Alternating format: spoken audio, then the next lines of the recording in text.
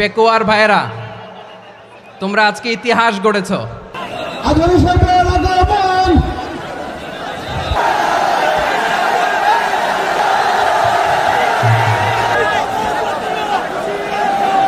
আসসালামু আলাইকুম ওয়া রাহমাতুল্লাহি ওয়া বারাকাতুহু।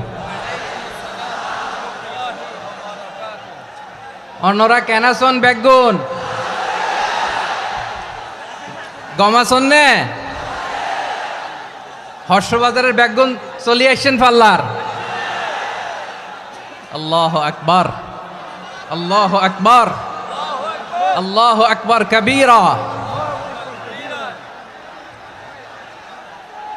প্রিয় ভাইয়েরা, আপনারা সবাই ভালো আছেন? সবাই ভালো আছেন আপনারা? আপনারা এই যে চকরিয়া থেকে কারা কারা আসছেন দেখি? চকরিয়া, মাশাআল্লাহ। আচ্ছা, পেকুয়া থেকে কারা কারা দেখি?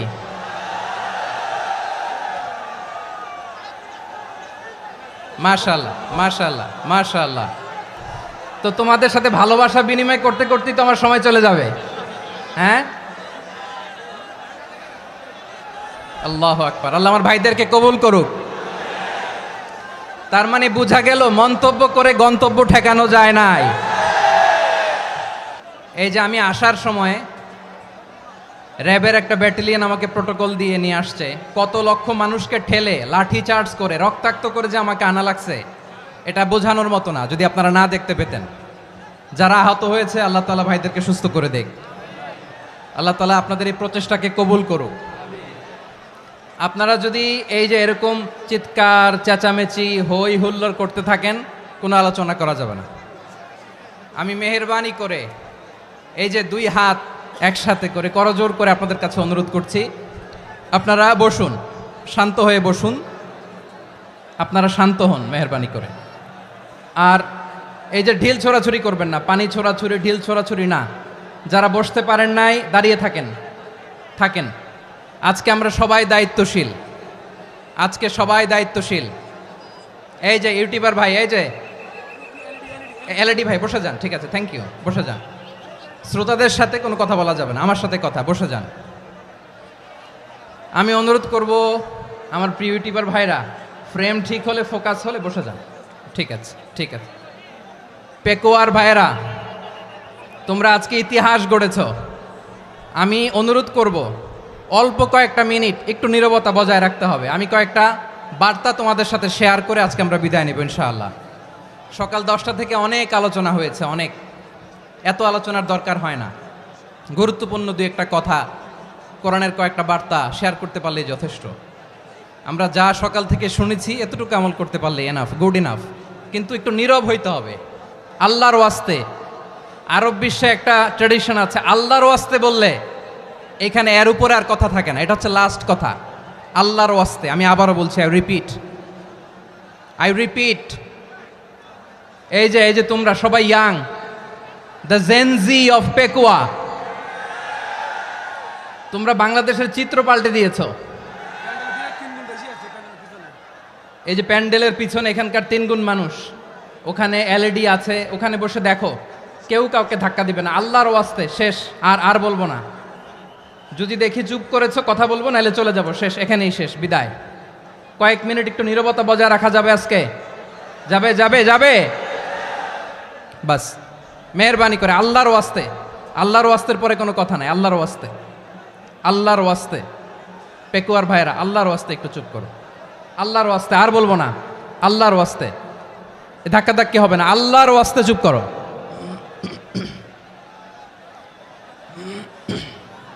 জি, আমরা শুরু করছি। আলহামদুলিল্লাহ, আলহামদুলিল্লাহ নাহমাদুহু ওয়া নাস্তাঈনুহু ওয়া নাস্তাগফিরুহু ওয়া নু'মিনু বিহি ওয়া নাতাওয়াক্কালু আলাইহি ওয়া নাউযু বিল্লাহি মিন শুরুরি আনফুসিনা ومن سيئات أعمالنا من يهده الله فلا مضل له ومن يضلل فلا هادي له أي فلن تجد له وليا مرشدا ونشهد أن لا إله إلا الله وحده لا شريك له هو الذي لا ضد له ولا ند له لا مثل له ولا مثيل له لا وزير له ولا كفيل له لا شبه له ولا شبيه له لا ولد له ولا والد له وهو الواحد الفرد الصمد لم يلد ولم يولد ولم يكن له كفوا أحد ونشهد أن سيدنا ونبينا وحبيبنا وبشيرنا ونذيرنا وطبيبنا وطبيب أرواحنا وحبيبنا وحبيب ربنا محمدا عبد الله ورسوله أرسله بالحق بشيرا ونذيرا وداعيا إلى الله بإذنه وسراجا منيرا أما بعد فقد قال الله تعالى في كلامه المجيد وفي فرقانه الحميد أعوذ بالله من الشيطان الرجيم بسم الله الرحمن الرحيم واعتصموا بحبل الله جميعا ولا تفرقوا واذكروا نعمة الله عليكم إذ كنتم أعداء فألف بين قلوبكم فأصبحتم بنعمته إخوانا وكنتم على شفا حفرة من النار فأنقذكم منها كذلك يبين الله لكم آياته لعلكم تهتدون إن الله وملائكته يصلون على النبي يا أيها الذين آمنوا صلوا عليه وسلموا تسليما اللهم صل على محمد وعلى آل محمد كما صليت على إبراهيم وعلى آل إبراهيم إنك حميد مجيد اللهم بارك على محمد وعلى آل محمد كما باركت على إبراهيم وعلى آل إبراهيم إنك حميد مجيد সকল প্রশংসার মালিক কে? সকল ক্ষমতার উৎস কে? কেউ যেটা পারে না পারে কে? সে আল্লাহর দরবারে আমরা শুকরগুজার হচ্ছি। পড়ে নিচ্ছি কালিমাতুশ শুকর আলহামদুলিল্লাহ। সবাই গলা খুলে আওয়াজ করে পড়ুন রব্বানা লাকাল হামদ হামদান কাসীরান তাইয়্যিবান মুবারাকান ফীহি ইয়া রাব্বি লাকাল হামদু কামা ইয়ানবাগি লিজালালি ওয়াজহিকা ওয়া আযীমি সুলতানিকা লাকাল হামদু বিল ঈমান লাকাল হামদু বিল ইসলাম লাকাল হামদু বিল কুরআন আল্লাহ রাব্বুল ইজ্জত জালালের দরবারে শুকরিয়া জ্ঞাপনের পাশাপাশি আমি আপনাদের শুকরিয়া জানাই যারা কক্সবাজারের বিভিন্ন থানা থেকে, চট্টগ্রামের বিভিন্ন থানা থেকে এবং বাংলাদেশের বিভিন্ন জেলা থেকে আজকের আমাদের এই প্রোগ্রামে প্রায় দীর্ঘ 5 বছর পর যে তাফসিরুল কোরআনের প্রোগ্রাম দিয়ে এবছর আমরা প্রোগ্রাম শুরু করছি, সেই প্রোগ্রামে আপনারা জয়েন করেছেন। আপনাদের সবাইকে অন্তরের অন্তঃস্থল থেকে শুভেচ্ছা জানাই।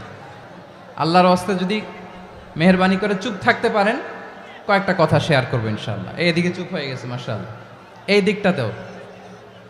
আল্লাহর ওয়াস্তে ধাক্কা ধাক্কি জায়গা না হলে পেছনে চলে যাও, আমাকে দেখা লাগবে জরুরি না তো, এলইডি আছে ওখানেও দেখা যাবে, ওখানে চলে যাও। ধাক্কা ধাক্কি করে ঘেমে ঘরমাক্ত হয়ে কি একটা কঠিন অবস্থা। শীতের সিজন মনে হয়, আমি তো ঘামতেছি, ঘন্টা বাড়াই দিতে হবে, ঘামতেছি টোটালি।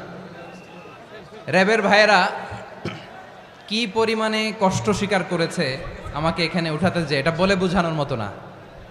তো আমাদের দেশের ভাইয়েরা ইমোশনাল, আবেগী, অনেক আবেগ দিয়ে অনেক কিছু আমরা হারাই, ভুল করি, আমরা বুঝি না, লং রানে আমরা চিন্তা করতে পারি না। একটা নিঝুম নিস্তব্ধ পরিবেশ যদি দেয়া যেত, কথা বলতে পারতাম, লক্ষ লক্ষ কোটি কোটি মানুষ, সারা পৃথিবীর মানুষ এটা শুনতো, মানুষের মন মস্তিষ্ক চিন্তা মননে পরিবর্তন আসতো।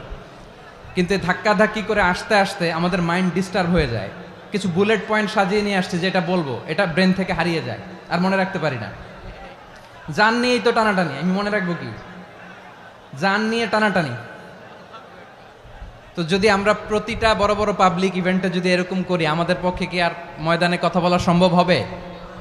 বাধ্য হয়ে পরে ফেসবুকে ঘোষণা দিব যে আমি আর তাফসির মাহফিলে নাই, আমি মসজিদের হালাকা করব, 20 জন নিয়ে আমি দাওয়াতি কাজ করব, যথেষ্ট, গুড ইনাফ। এটাই আপনারা চান নাকি? এটাই চান? তো একটু মেহরবানি করে চুপ করা যাবে না, জায়গা না হলে পেছনে চলে যান। কিন্তু যারা থাকবেন চুপচাপ, আওয়াজ করা যাবে না। আল্লাহর ওয়াস্তে, আল্লাহর ওয়াস্তে অনুরোধ করার পরে যদি এটা ভায়োলেট করেন, জবাব দিতে হবে আল্লাহর কাছে। খবরদার, আল্লাহর ওয়াস্তে বলেছি, আওয়াজ করা যাবে না। ভাইয়েরা, এভাবে আলোচনা করা যায় না, মেহরবানি করে আওয়াজ করবেন না। আমার দিকে তাকান। আজকে যে টপিকটা নিয়ে আমি আপনাদের সামনে কথা বলবো, সেটা হচ্ছে আমাদের ধর্মীয় জীবনে, সামাজিক জীবনে, রাষ্ট্রীয় জীবনে ঐক্যবদ্ধ থাকার গুরুত্ব।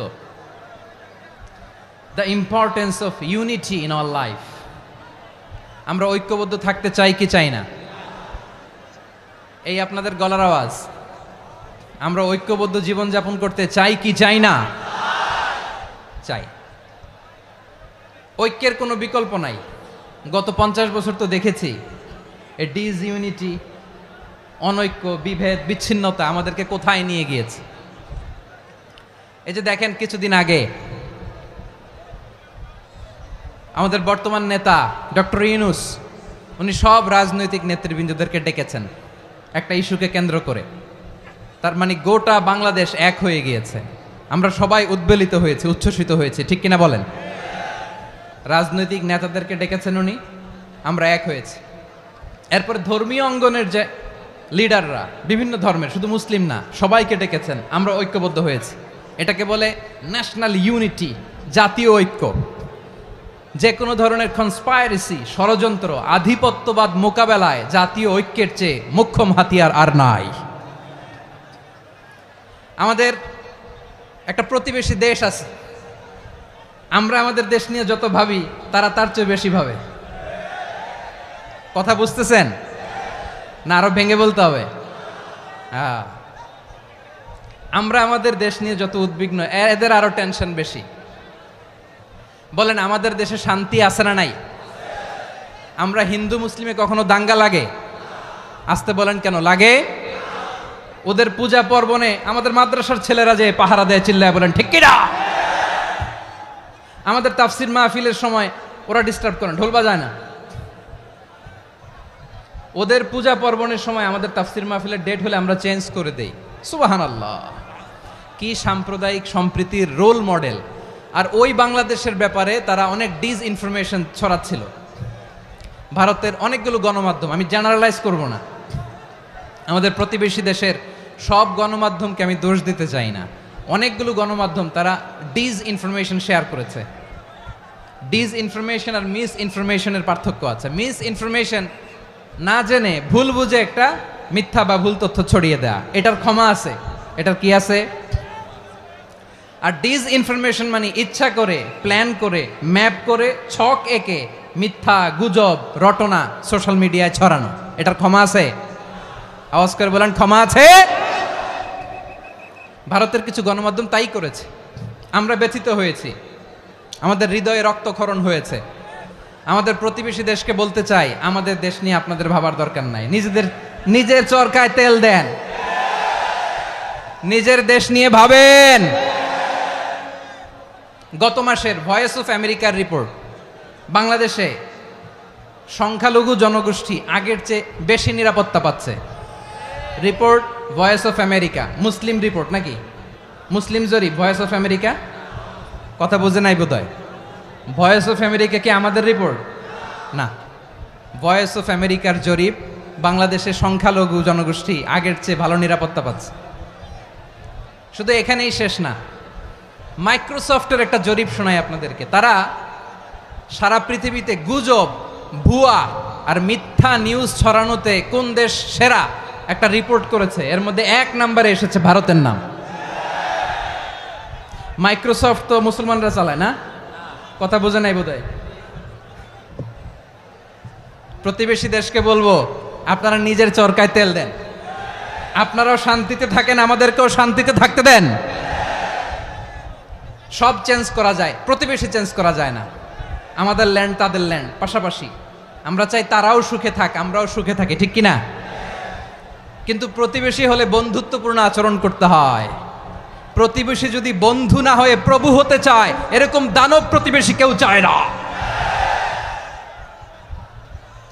ভারত যদি বন্ধুত্ব উপহার দেয়, আমরাও বন্ধুত্ব দিব, কি বলেন? তারা যদি বন্ধুসুলভ আচরণ করে, আমরাও বন্ধুত্ব উপহার দেব। কারণ আমাদের পররাষ্ট্র নীতি হচ্ছে সবার সাথে বন্ধুত্ব, কারোর সাথে বৈরিতা নয়। আলহামদুলিল্লাহ বলেন, কত চমৎকার পলিসি আমাদের। আমরা নির্বিবাদী, আমরা বাংলাদেশিরা শান্তিকামী, we are proud of that. এজন্য আমরা গর্ববোধ করি। আমাদের পররাষ্ট্র নীতি সবার সাথে বন্ধুত্ব, কারোর সাথে শত্রুতা নয়। তাই প্রতিবেশী দেশকে বলবো, আমার ভাইয়েরা, আপনারাও আমাদের ভাই, বন্ধুত্ব দিলে বন্ধুত্ব পাবেন। বন্ধুত্ব ইজ ওয়েলকাম, দাদাগিরি নয়। বন্ধুত্ব ওয়েলকাম, দাদাগিরি নয়, লাউড অ্যান্ড ক্লিয়ার। ভারত যদি বন্ধুত্ব দেখায়, বন্ধুত্ব পাবে। কিন্তু ভারত যদি বাংলাদেশে আধিপত্যবাদ বিস্তার করতে চায়, বাংলাদেশের 18 কোটি জনগণ সেটা রুখে দেবে। ভারত যদি গৌর গোবিন্দের ভূমিকায় নামতে চায়, দেশের 18 কোটি মুসলমান শাহজালালের ভূমিকায় নামবে।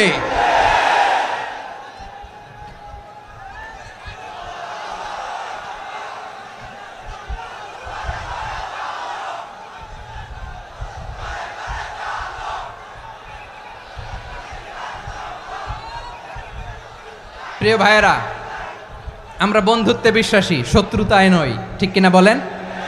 আল্লাহ আমাদেরকে বোঝার তৌফিক দান করুক। তাহলে এই যে তারা বলেছে এদেশে সংখ্যালঘুরা কষ্টে আছে, দুঃখে আছে, এটা কি ঠিক? বলেন, এটা কি ঠিক? না, তারা ডিস ইনফরমেশন শেয়ার করেছে, এটা ঠিক নয়। আমার প্রতিবেশী বন্ধু রাষ্ট্রকে বলবো, আপনারা এটা করবেন না, এটা করবেন না। আমরা শান্তিতে আছি, আপনারাও শান্তিতে থাকেন, আমাদেরকেও শান্তিতে থাকতে দেন। এই যে চিটাগাংয়ের অ্যাডভোকেট আলিফ হত্যাকাণ্ডে গোটা বাংলাদেশ আমরা ধৈর্যের পরাকাষ্ঠা দেখিয়েছে, চিল্লায় বলেন ঠিক কিনা? আমাদের নেতা আমাদেরকে ডেকেছে, আমরা শান্ত থেকেছি। আমরা শান্ত থাকতে চাই, আমরা ঐক্যবদ্ধ থাকতে চাই। যে কোনো ষড়যন্ত্র রুখে দেওয়ার জন্য ঐক্যবদ্ধ প্রচেষ্টার কোনো বিকল্প নাই। তাই আজকের আলোচনার ছোট্ট একটা টপিক আমি শিরোনাম ঠিক করেছি, আমাদের জীবনে, সমাজ জীবনে, ধর্মীয় জীবনে, রাষ্ট্রীয় জীবনে ঐক্যবদ্ধ থাকার গুরুত্ব। এবার আওয়াজ করে পেকুয়ার ভাইয়েরা বলেন, আমরা ঐক্যবদ্ধ জীবনযাপন করতে চাই কি চাই না? আল্লাহ তাআলা সে নির্দেশনাই দিচ্ছেন। আল্লাহ তাআলা ইরশাদ করছেন, ওয়া'তাসিমু বিহাবলিল্লাহি জামিআন ওয়া লা তাফাররাকু ওয়াযকুরু নি'মাতাল্লাহি আলাইকুম إذ كنتم أعداء فألف بين قلوبكم فأصبحتم بنعمته إخوانا وكنتم على شفا حفرة من النار فأنقذكم منها কাযালিকা ইউবাইয়িনুল্লাহু লাকুম আয়াতিহি লাআল্লাকুম তাহতাদুন। আল্লাহু আকবার পড়েন। আল্লাহ বললেন, ও গোলামেরা শোনো, ওয়াতাসিমু বিহাবিলিল্লাহি জামিআ, ও আমার গোলামেরা সবাই মিলে আল্লাহর রশিকে আঁকড়ে ধরো।